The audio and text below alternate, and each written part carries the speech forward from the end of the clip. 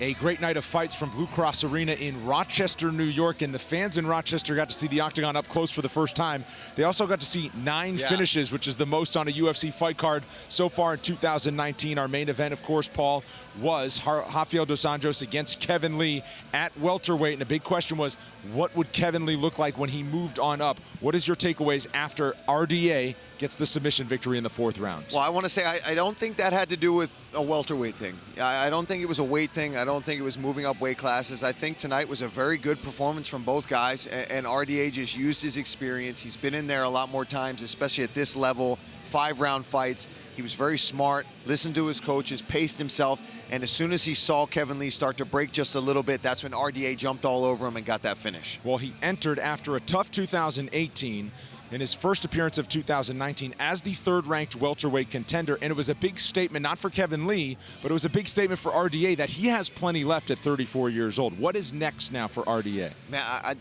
I've been trying to sit here and really think about who I'd like to see. I think at 170 pounds, there's so many matchups. So I think for RDA, he sits back, kind of sees where these big fights that are coming up at 170 pounds play out.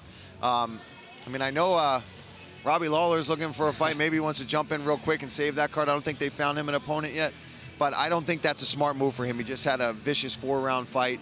I think he should sit back and kind of see what big opportunities and big doors open up for him. It's also tough because he's fought so many of the guys, right? He's fought Neil Magny, he's fought Robbie Lawler. That's why this fight had to happen, right? You had to have like a new guy come up from another division, but he kind of had no choice because he had already either beaten the guys up at top or had lost to them. So it was like, all right, he needed to just go get a big victory, and now he can start looking to get some of those rematches back or fight some of the new blood in the division. Kevin Lee was a top 10 contender in the lightweight division, expected to jump right into the rankings at welterweight. Instead, he goes down with a 4th-round submission. So what now is next for Kevin Lee, who has some options in terms of where he fights next in terms of weight class? Yeah, I feel for Kevin Lee. You know, I feel like he thought this was really going to be the transition that he needed to feel like himself, and early on, he really did. He looked fantastic, but he just started to fade. But again, I don't know if that's a welterweight thing or if that was just the pace that RDA is able to keep. I don't know if I'd like to see him go down to 155 pounds. I think he should give it another shot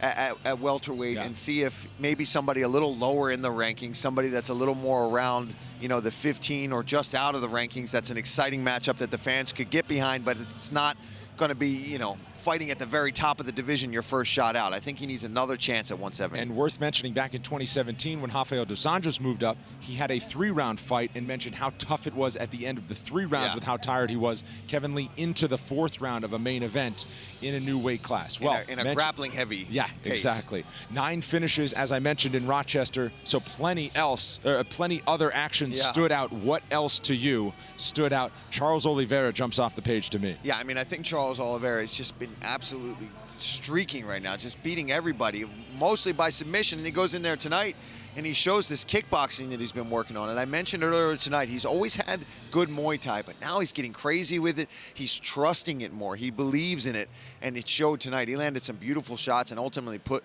Nick Lenz out with strikes this time. Very impressive. So that was his first UFC knockout and his first knockout as a pro since back in 2010, and he entered as the 15th ranked lightweight contender. It will be interesting to see where he goes and how much he can move up in that very stacked I think there's a lot of good matchups right now for Charles Oliveira. You know, there's some guys floating around the 12-13 range where he can just slowly move up, and you know, Hernandez needs a fight.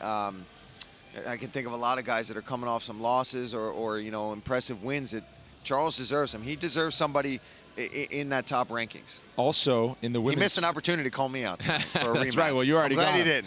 In Thanks, the Charles. UFC women's featherweight division, they're looking for contenders, and we may have just found one because Felicia Spencer entered undefeated, and she left that way in a big first-round finish of Megan Anderson. Yeah, you know, she had wanted that fight. She was calling her out when she was still in Invicta, and Megan had moved on to the UFC, so it was something that she's obviously been eyeing up and thinking about in her head for a long time. And she went in did exactly what she needed to do. When you're fighting somebody that tall with that much range, you've got to get in there, close the distance, get this fight to the ground. Felicia obviously wants to be on the mat, using her jiu-jitsu, and she did that. She wasted no time, flattened Megan out, took her back, choked her out. Beautiful performance. What a debut. Props to Ian Heinisch as well, who takes out Antonio Carlos Jr. in the co-main event. Perhaps he is ranked at middleweight soon. And Michel Pereira. Oh, he's got to be. A star is born. Michel Pereira on the prelims, high flying, and he knocked out Danny Roberts with an exclamation point. Wow. For Paul Felder, I'm Brendan Fitzgerald. A great night in Rochester off next week. We will see you from Stockholm on June 1st.